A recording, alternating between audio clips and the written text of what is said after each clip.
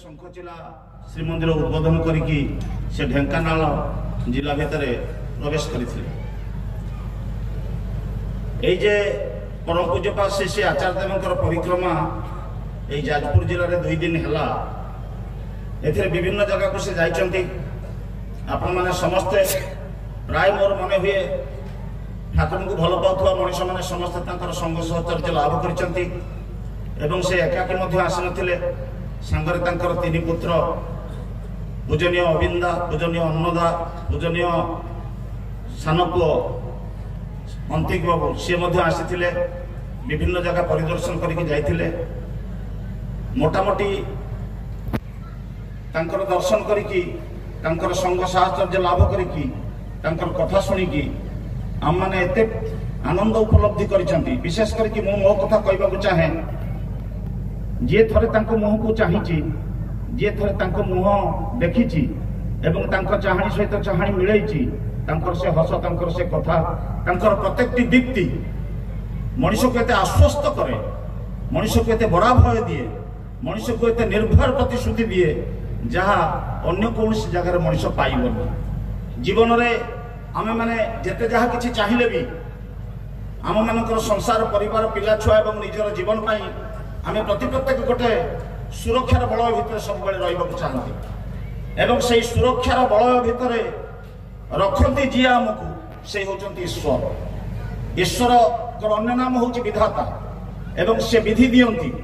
एवं सही विधानटा को से निजे अनुसरण करती आम मानू सही विधान को अनुसरण करने पाई से आम भीतर रही प्रेरणा दियंती एई दीक्षा भीतर देथिबा नाम टिकु। सेहितिपाई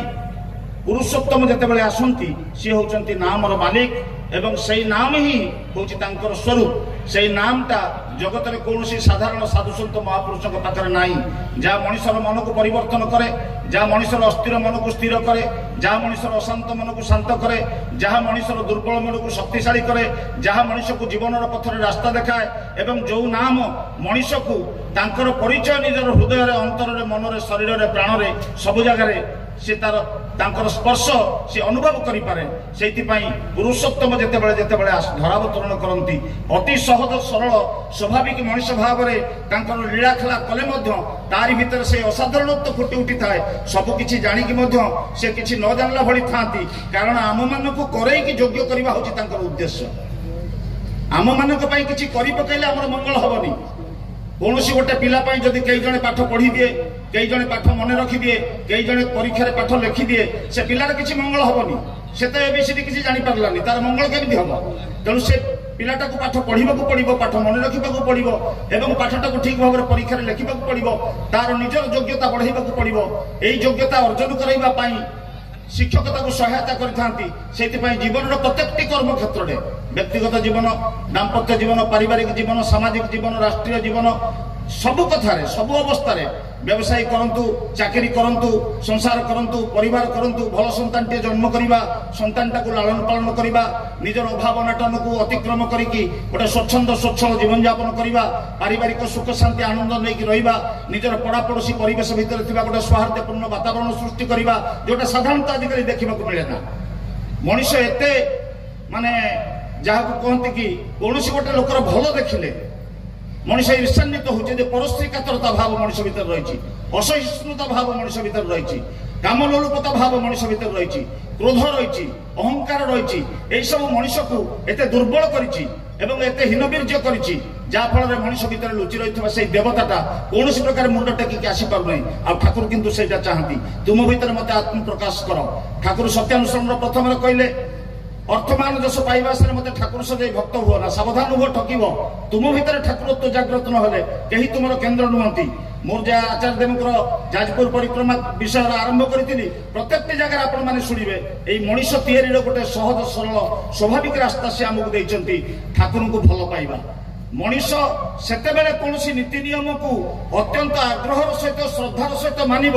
जेतेबेले नीति नियम देइथिबा व्यक्ति प्रति तार गभीर आंतरिक श्रद्धा रहिबो। एई श्रद्धा विहीन अटैचमेंट मनीष को परिवर्तन आनी पारिबो नाही। तेणु परिवर्तन सेतेबेले हबो जेतेबेले मनीष तांको भलो पाइबो। नारायण जेतेबेले आसंती, ईश्वर जेतेबेले आसंती, एभली स्वाभाविक धारार तांकर जीवन परिचालना करंती एवं एते सहज सरल होइकि से आसंती तांको भलो पाइबा भितर देकी, तांकर दीक्षा ग्रहण करिबा भितर देकी, तांकर नाम जप करिबा भितर देकी, तांकर जजन जातन इष्टवृत्ति करिबा भितर देकी एवं से देइथिबा रास्ता रे चलिबा भितर देकी मनीष केतेबेले तार अज्ञानतारे अजनतारे पृथ्वीर कोटि कोटि मनीष सहित जोड़ी हो जाए भल पाइबार संपर्क को निजर जीवन उपभोग करने संगे संगे परिवेश वितरण करके अनेकंकर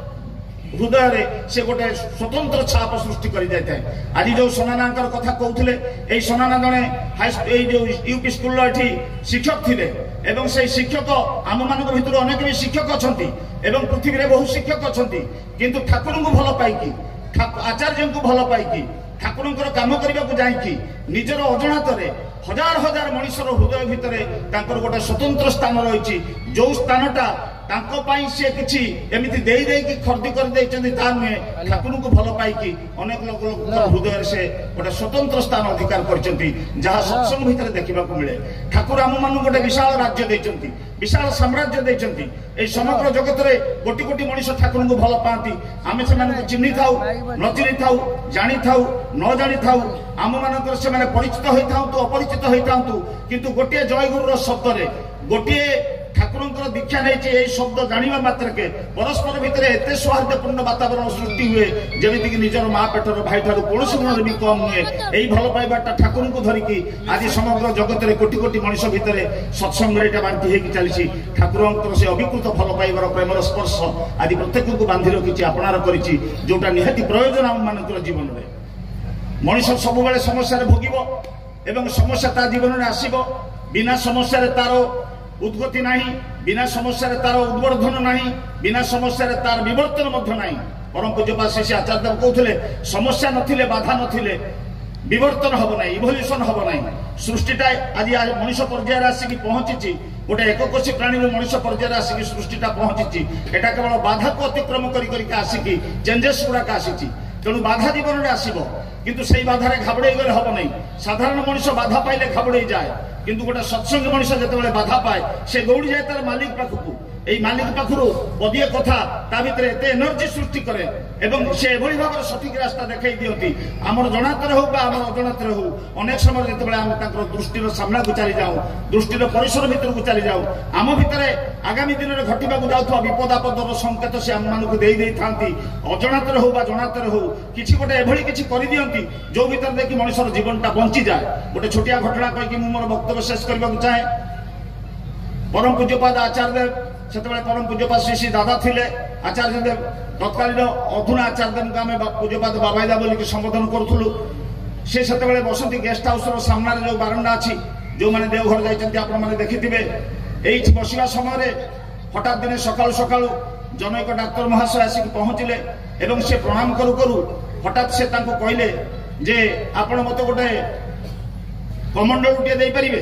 हेलो कमंडल कहले गोटे तंबार कमंडल कहले आपण माने जा बुझिबे गोटे नोटा भलिया जिंस से कहले आज्ञा दे पारिबे ना वर्तमान मत से कमंडलटा दरकार कहले आज्ञा मु एबे जाउछि नै आसीबी कहले जेमिति सेमिति कमंडल आनला हबो नै गोटे कमंडल तांका पाखरे थिला सेटा को देखाइले कहले एटा को नै जाओ ठीक एतिकी ओजनर आ एतिकी बड़ यही साइज तू कौन परिमाण जमी कम न हुए से भाव गोटे कमंडल आन सी आणिक जा बुली बुलिक देवघर बाजार सारा निराश होगी फेरला बेले गोटे रिक्शा पुलर को पचारे सी गोटे गली बतईदेला से गली भर जा देखिले गोटे बुढ़ाटे बस गोटे कंसा बासन दुकान कर से जा कंसा बासन दुकान में पहुँचला हाथ में गोटे कमंडल धरिकी जाइए से कमंडलटा देखिकी से बुढ़ा दुकानी कहे बाबा आपड़ कौन ये आउ गोटे कमंडल ने ना कौन पर आसुँच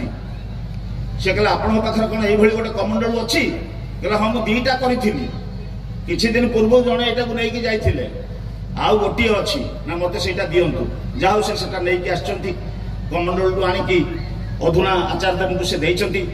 से कमंडलटा देखिक भारी खुशी होती हसी देइचंती किछि कहिना ये फेरी आसी घर को